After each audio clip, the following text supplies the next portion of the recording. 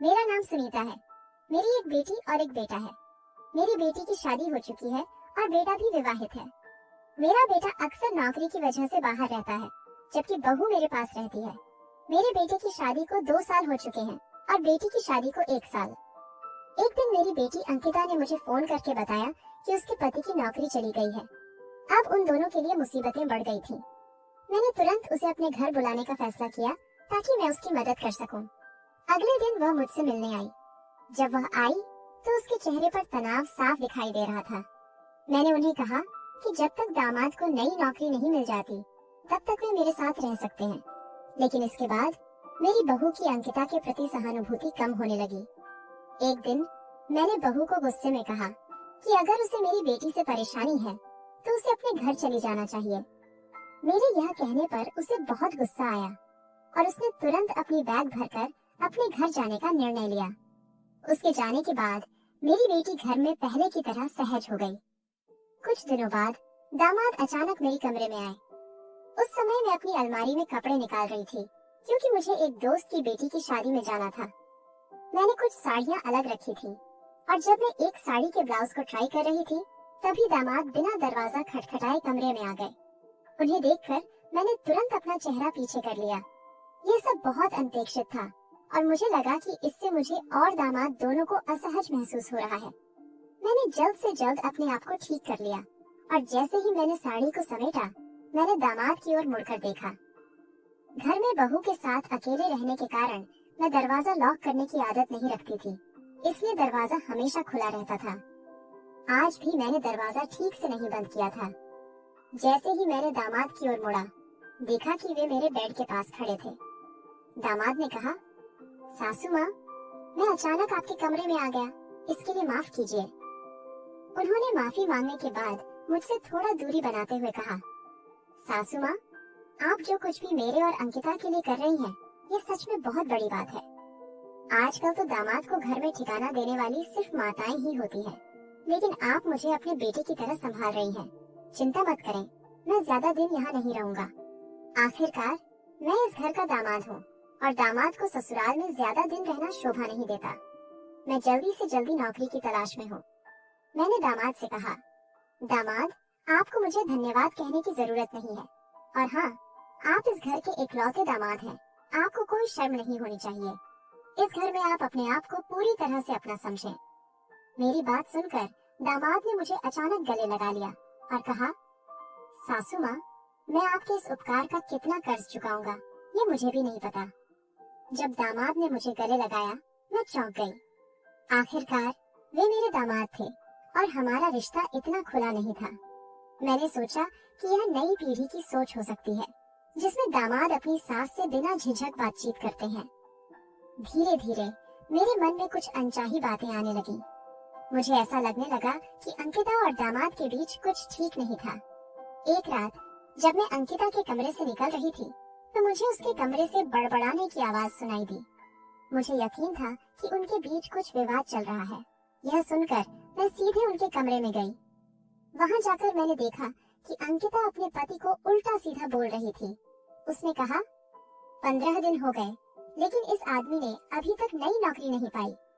पूरे दिन लैपटॉप पर बैठकर क्या कर रहा है। घर में रहकर मेरे पति का सिर खराब हो गया है और अब वह मुझसे तेल की मालिश की मांग कर रहा है। मैं इस बेकार इंसान की मालिश नहीं करूंगी।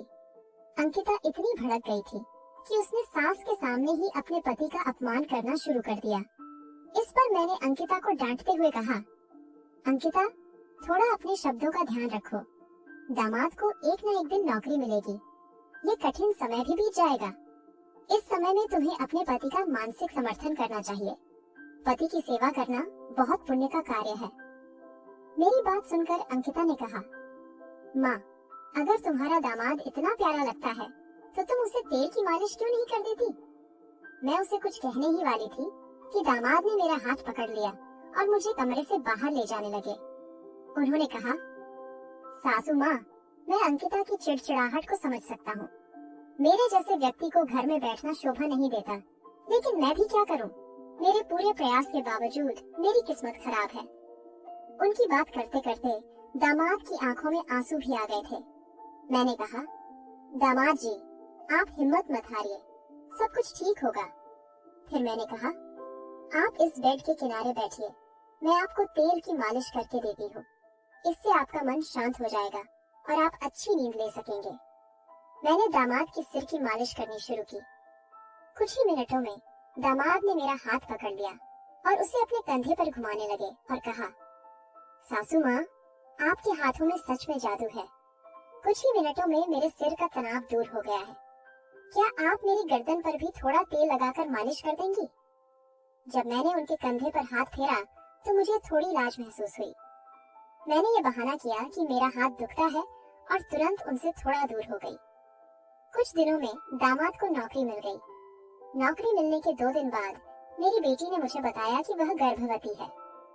दामाद की नौकरी लगते ही मेरी बेटी और दामाद अपने घर जाने की तैयारी कर रहे थे, लेकिन मैंने उन्हें 2 और दिन घर पर रुकने के लिए मनाया। मुझे अपनी बेटी की खुशखबरी सुनने में बहुत आनंद आ रहा था। मेरी बेटी की खुशखबरी सुनकर मैंने ठान लिया कि मुझे उसे और कुछ दिनों के लिए अपने पास रखना चाहिए। लेकिन उन 2 दिनों में मैंने देखा कि अंकिता की हालत ठीक नहीं थी। मेरी बेटी और दामाद दोनों अलग रहते थे और अंकिता की यह हालत देखकर मैं उसे अकेले नहीं जाने दे सकती थी। मेरे मन में सवाल था कि क्या वह अकेले अपने पति के लिए घर के काम कर पाएगी। इसीलिए मैंने तय किया कि जब तक अंकिता ठीक नहीं हो जाती तब तक उसे कुछ दिनों के लिए मेरे पास रहना चाहिए। दिन बीतते गए और दामाद ऑफिस जाने लगे। सुबह सुबह मैं उनके लिए टिफिन बना रही थी। जिस तरह से मैं दामाद का ख्याल रख रही थी, उन्होंने भी मेरा ख्याल रखना शुरू किया।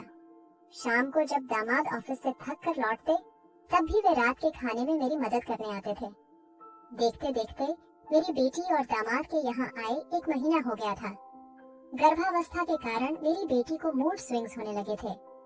दामाद को इसके बारे में ज्यादा जानकारी नहीं थी और इसी वजह से उनके बीच झगड़े होने लगे थे।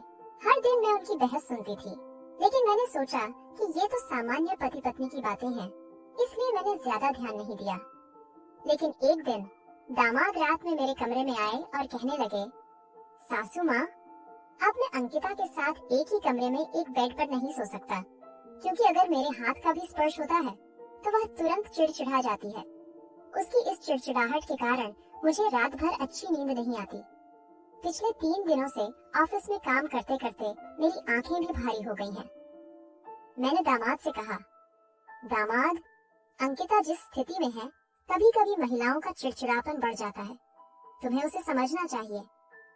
मैंने दामाद को सलाह दी कि उन्हें अपनी पत्नी को समझना चाहिए, लेकिन उन्होंने कहा, मैं उसे समझता हूँ, लेकिन अब मेरे आराम का भी सवाल है। अगर मैंने ठीक से आराम नहीं किया तो मैं नौकरी सही से नहीं कर पाऊंगा। फिर उन्होंने कहा, सासू माँ, अगर आपको कोई दिक्कत नहीं हो तो क्या मैं आज से आपके कमरे में सो सकता हूँ? मैंने तुरंत हाँ नहीं कहा, लेकिन मैंने देखा कि दामाद के पास मुझसे मदद मांगने के अलावा कोई और विकल्प नहीं था। इसलिए मैंने बिना किसी संदेह के उन्हें मेरे कमरे में सोने की अनुमति दे दी। मैंने सोचने में समय लगाया कि दामाद का मेरे कमरे में सोने का इरादा क्या था। उस रात जब दामाद मेरे कमरे में सोए तो मैंने रात भर नींद नहीं पाई, क्योंकि इससे पहले मैंने कभी दामाद के पास रात नहीं बिताई थी। दामाद के कमरे में होने की वजह से मैंने चेंज नहीं किया और साड़ी में ही सो गई। रात भर साड़ी पहने रहने की वजह से मुझे नींद नहीं आई। अगली रात जब मैं सोने जा रही थी तब उन्होंने कहा, सासू माँ, कल रात आप सो नहीं पाई, मुझे पता है। मैंने आपको पहले भी गाउन में देखा है। आपको मुझे लजाने की जरूरत नहीं है। अगर आपको रात भर साड़ी पहनने में दिक्कत हो रही है तो आप रोज की तरह गाउन पहन सकती हैं। मुझे मानिए, मैं आपका दामाद नहीं बल्कि आपका बेटा हूँ। ये सच था कि रात भर साड़ी पहनने के कारण मुझे नींद नहीं आई थी और आज मैं नहीं चाहती थी कि फिर से रात भर जागते रहूं। इसलिए मैंने कपड़े बदल लिए। जब मैं चेंज होकर आई तो दामाद ने मुझे गाउन में देखकर कहा, सासू माँ, इस कपड़े में आप बिल्कुल भी मेरी सासू माँ की तरह नहीं लग रही है। आपने खुद को बहुत अच्छे से सजा रखा है। उनकी इस बात पर मैंने मुस्कुराते हुए अपनी जगह पर सोने चली गई। अगले दिन सुबह मैंने नाश्ता किया और किचन में बर्तन साफ करके नहाने के लिए बाथरूम गई। जैसे ही मैं बाथरूम में गई, साबुन के पानी पर मेरे पांव फिसल गए और मैं जमीन पर गिर गई। गिरते ही मेरी कमर में दर्द होने लगा और मुझे उठने में परेशानी होने लगी। मैंने अंकिता को आवाज दी, लेकिन वह अपने कमरे से नहीं आई। फिर दामाद दौड़ते हुए मेरे कमरे में आए। उन्होंने मुझे बाथरूम में गिरा हुआ देखकर तुरंत अंदर आए और मुझे उठाकर अपने बेड पर ले गए। उस समय मेरी कमर में बहुत दर्द हो रहा था।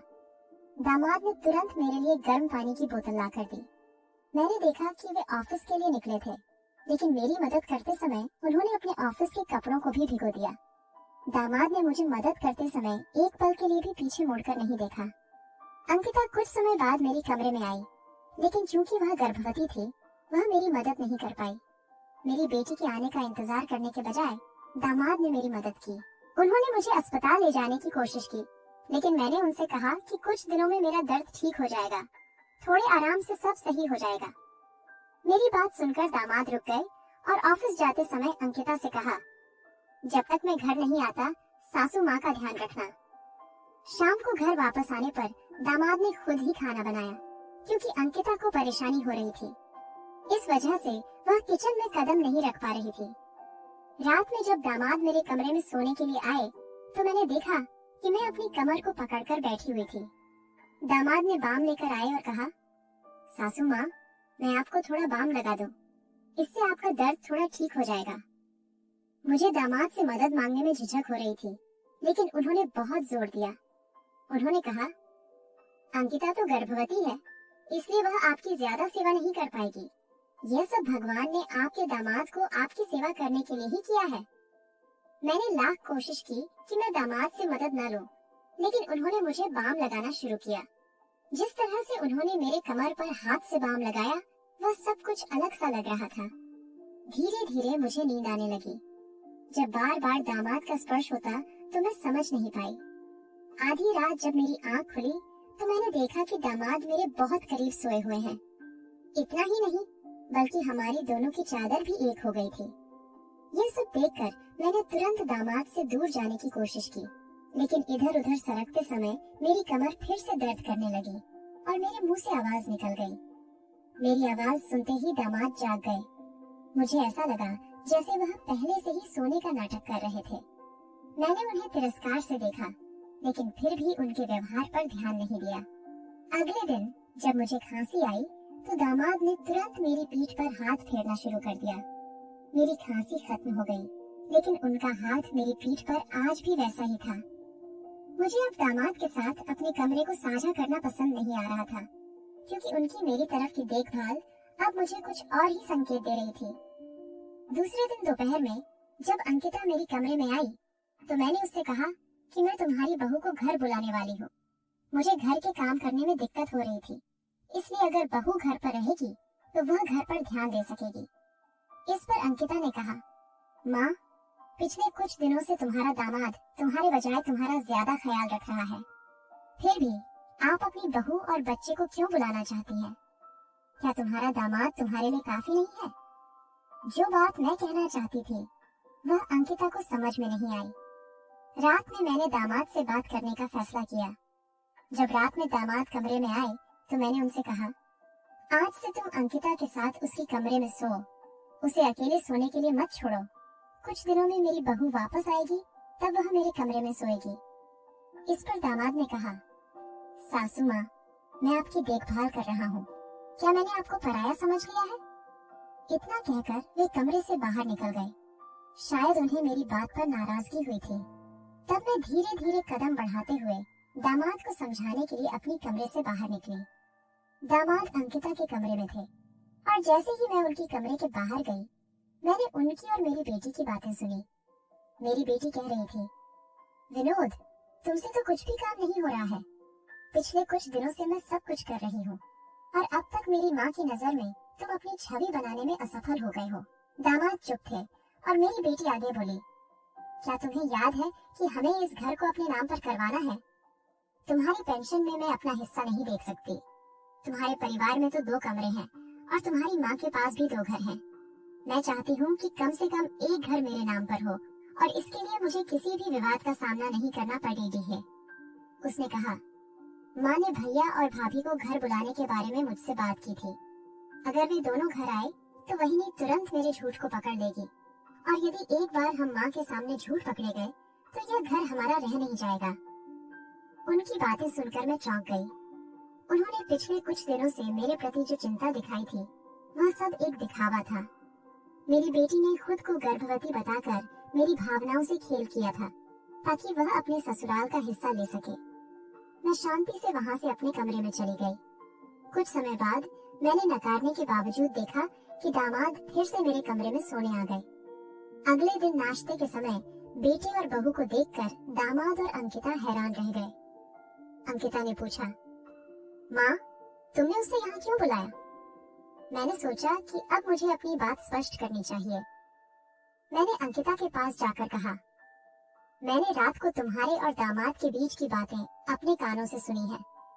तुम दामाद की छवि को लेकर भगवान से प्रार्थना करने लगी थी, जबकि तुमने अपनी बहू को झूठा साबित किया है।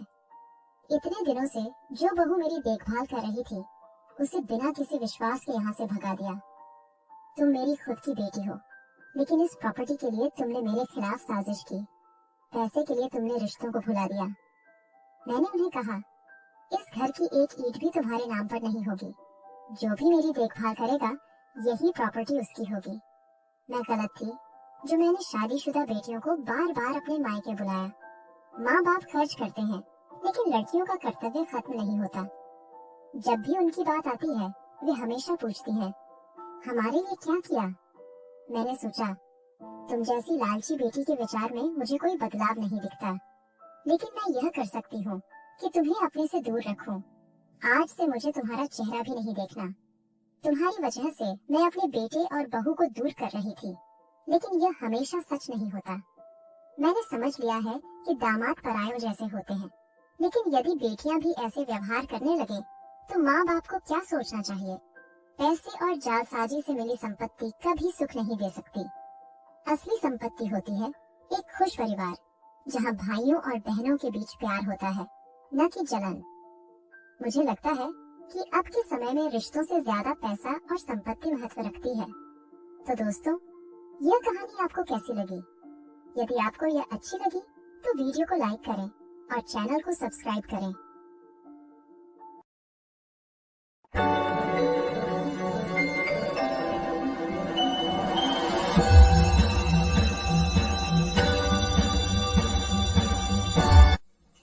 નમસ્કાર વિદ્યાર્થી મિત્રો, મારી ચેનલમાં તમારું હાર્દિક સ્વાગત છે।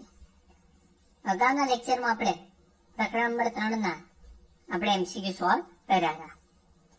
એમસીક્યુ ની અંદર તમને જે પણ વસ્તુ ન ફાવી હોય એ તમામ વસ્તુનું લિસ્ટ બનાવજો, અને બીજું એ સિવાય પણ તમને